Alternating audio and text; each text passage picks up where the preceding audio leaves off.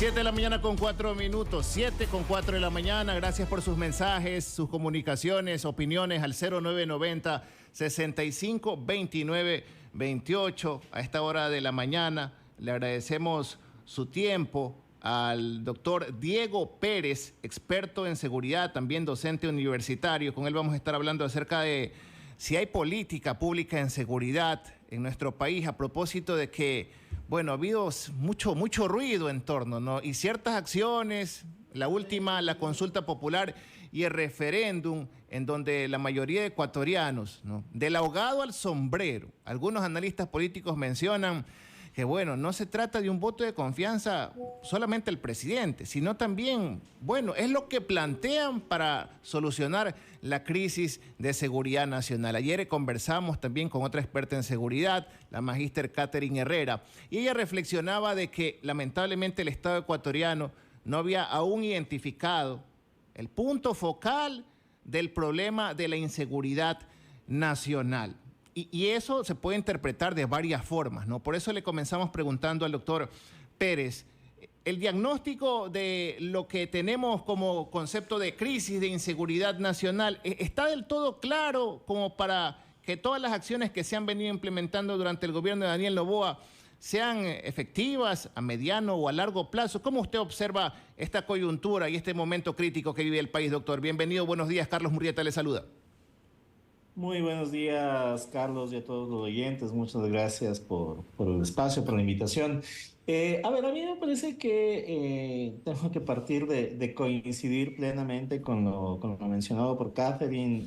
Efectivamente, hay un vacío importantísimo de decisión en términos de política pública, y esto no quiere decir que quepa hacer una línea de corte muy dramática diciendo que todo está mal o que todo está bien, sino que me parece que es responsabilidad de los ciudadanos y es responsabilidad de los académicos tratar de ubicar con un poco más de precisión cuáles son las líneas complejas en esto, ¿no? Y me parece que en el tema de seguridad hay vacíos sustanciales en términos de la perspectiva de la planificación, en la perspectiva del mediano y largo plazo para construir algún tipo de respuesta contundente sobre los problemas que afronta el país. Porque si bien se han tomado medidas que permiten atender lo coyuntural, cabe siempre pensar sobre el mediano, sobre el largo plazo, ¿no? Cabe pensar cómo las diversas acciones que se han tomado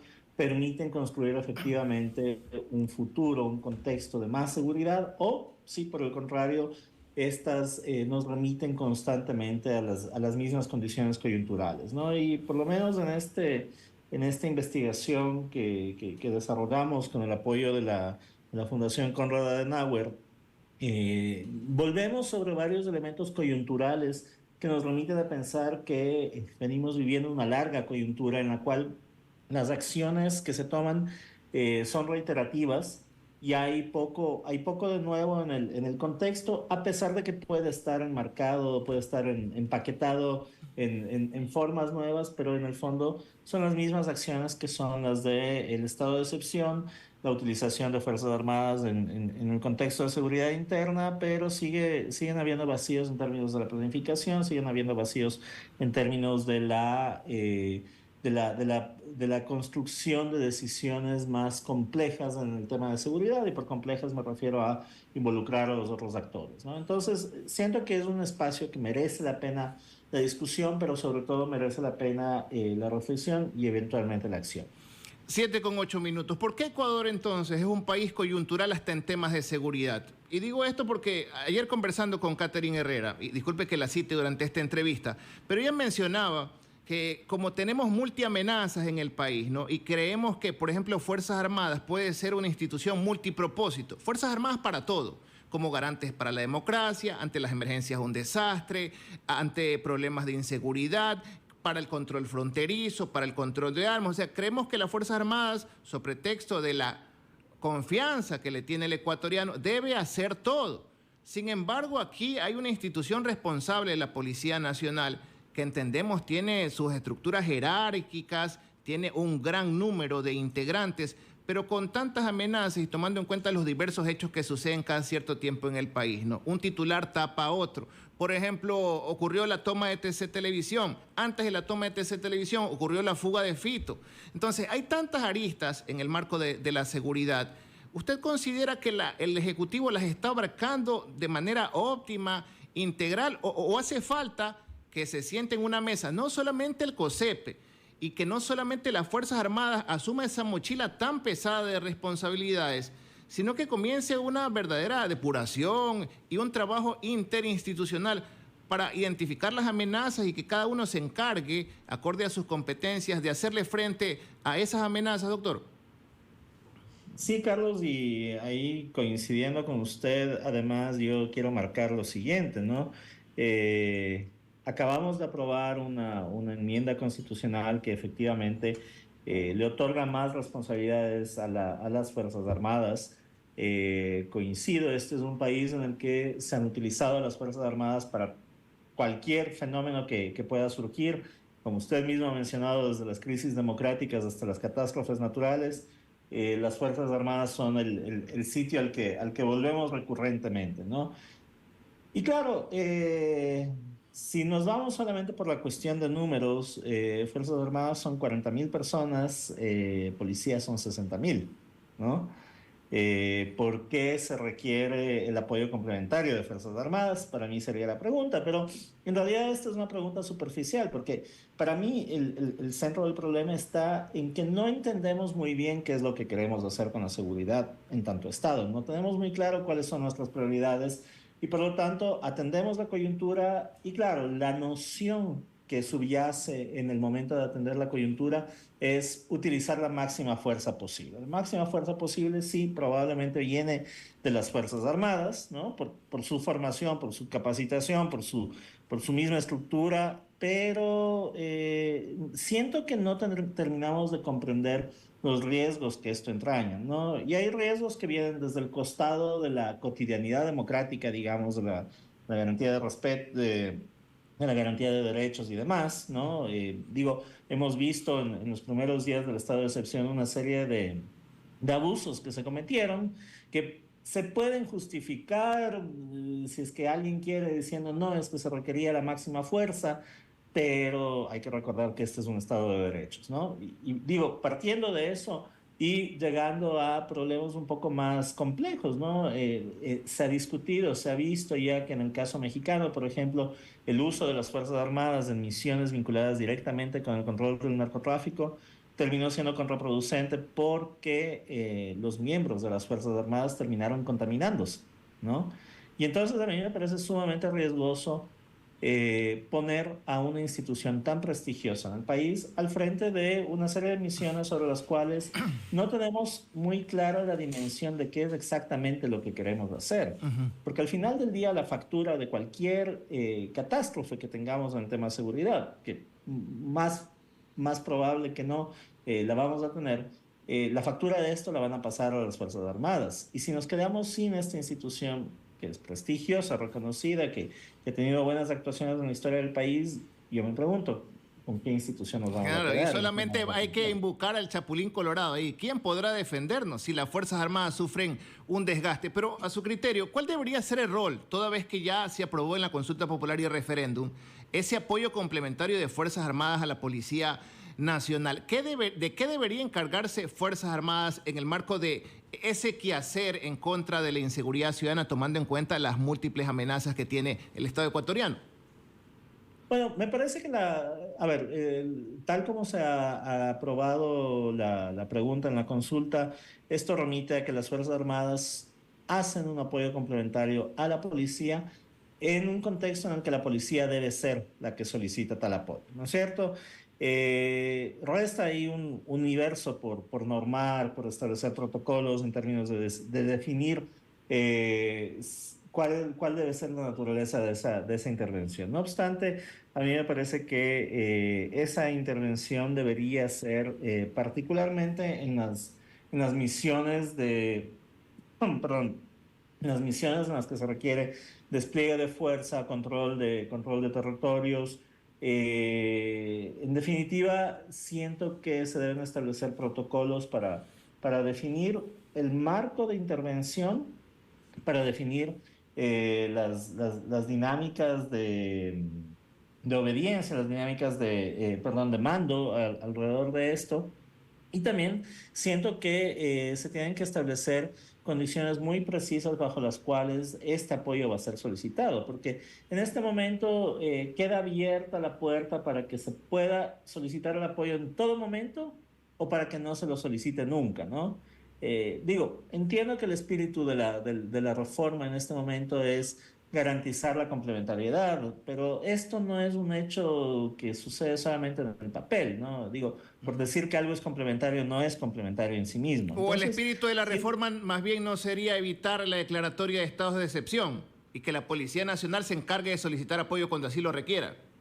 sí, pero igual se remite a una noción de excepcionalidad, ¿no? Porque, claro, el apoyo se solicita cuando la policía sí lo requiera, bajo la presunción de que han sido superadas sus capacidades o de que podrían ser superadas sus capacidades, ¿no?